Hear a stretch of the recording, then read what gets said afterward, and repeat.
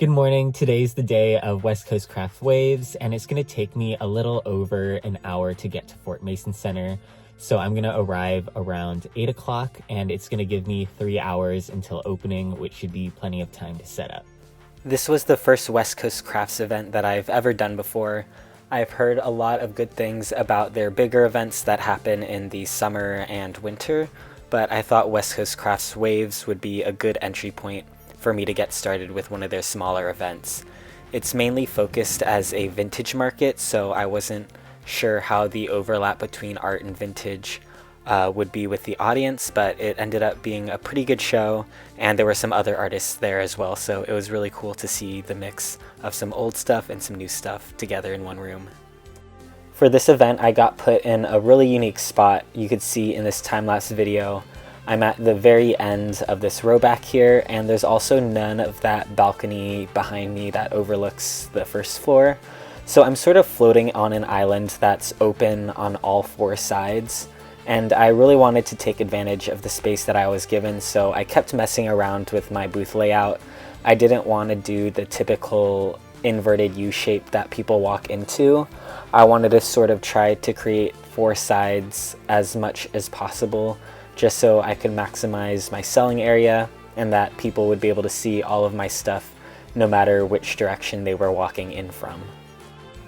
And here's the setup that I ended up with. I really liked stacking my two bookcases like that. I think it used the vertical space really well, and I think I was able to spread the rest of my displays out really nicely so that it looked full while still making use of all the space that I had.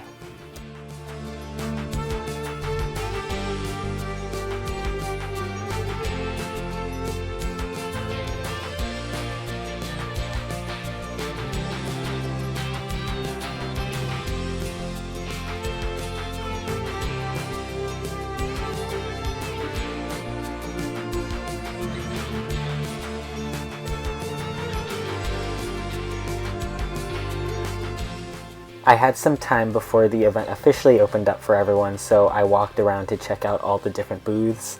As I mentioned before, it is mostly a vintage market, so a lot of the vendors had some vintage clothes and vintage home goods, which were all really cool to see. And there were also some other artists sprinkled around the top floor with me as well, so it was a cool mix of old and new. Once the event began, people started to come in and start their shopping.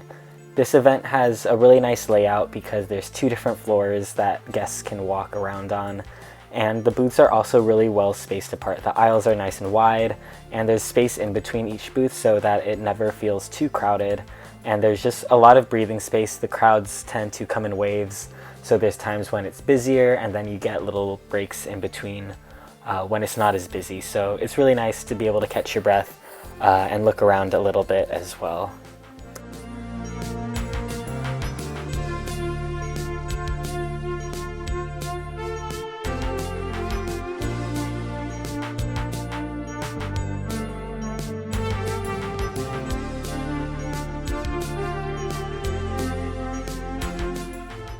This event is a little bit different from my other craft fairs that I do in that it's only a one-day event. So I set up in the morning, the event runs, and then I close up in the evening. It's a lot of packing and unpacking, but it's also sort of nice to be able to stay only one day of the weekend, and then I could rest on the Sunday afterwards before I go to work.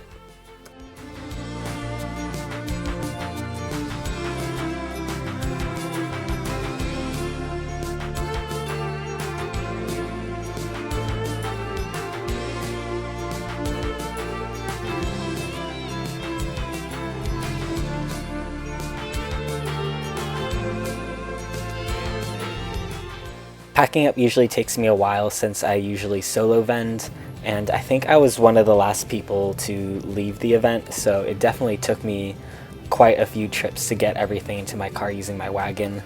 But once I have everything packed up, I head home from San Francisco, and it takes me just over an hour to get back to San Jose.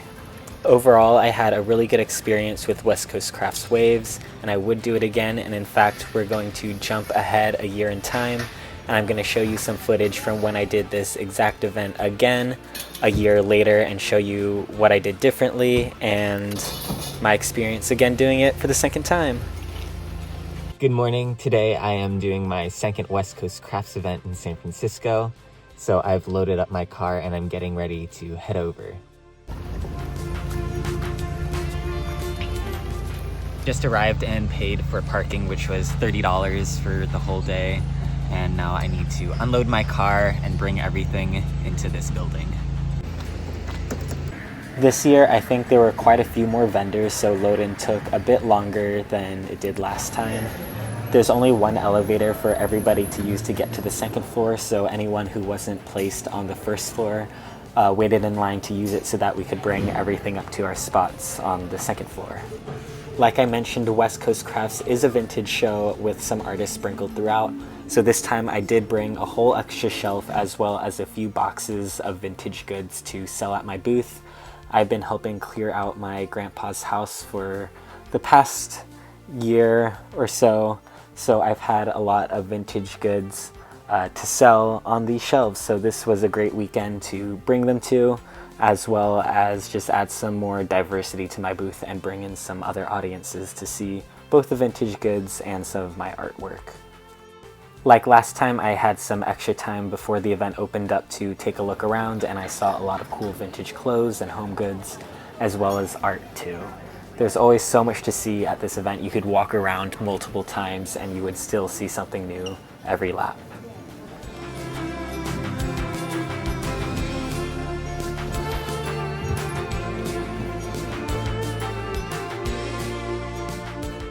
One thing you might notice is that I'm using my fortune cookie blankets, which are available on my website now, as my tablecloths, and this is because I actually forgot my tablecloths at home, but this sort of turned into a happy accident because I really like how they're displayed this way, and it's just another thing that makes my booth a little more personal.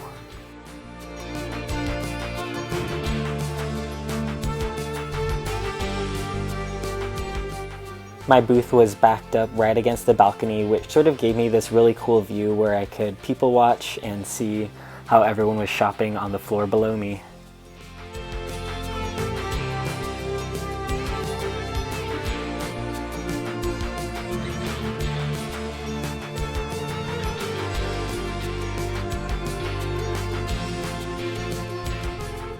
Like last year, the crowd came in waves where sometimes it was a little more busy and other times it was a little less busy.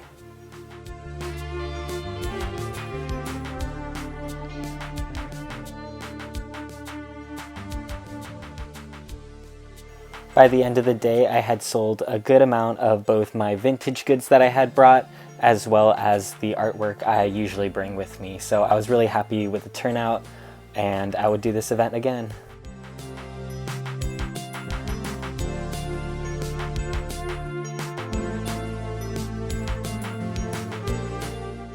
Loadout, as usual and as expected, took a while. Everyone's trying to use the same elevator to get down, so you just wait in line and eventually everyone clears out and then you could go home.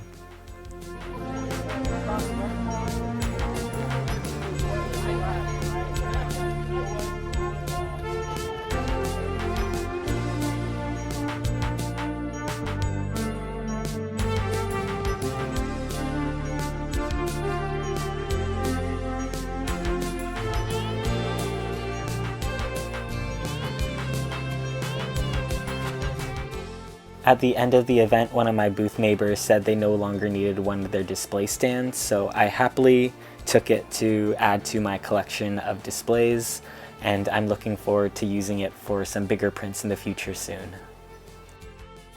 And that wraps up the second year of doing West Coast Craft Waves. If you have any questions or comments about how the first to second year went, let me know in the comments. Otherwise, don't forget to like and subscribe to the channel.